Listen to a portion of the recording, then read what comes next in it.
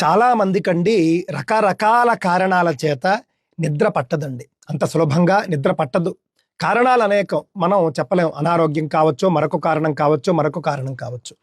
అలాంటి వాళ్లకు తేలికైనటువంటి ఒక చిన్న మార్గాన్ని సూచించే ప్రయత్నం చేస్తానండి.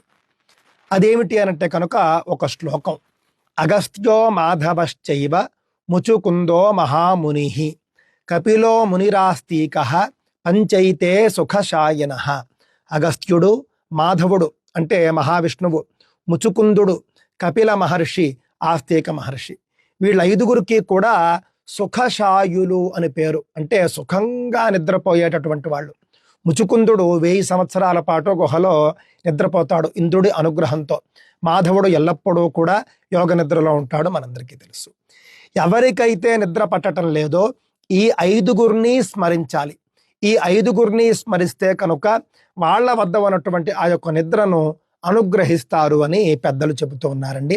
అగస్త్యాయ నమః, మాధవాయ నమః, ముచుకుందాయ నమః, కపిలాయ నమః, ఆస్తీకాయ నమః.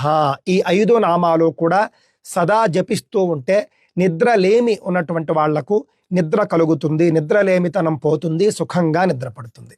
స్వస్తి.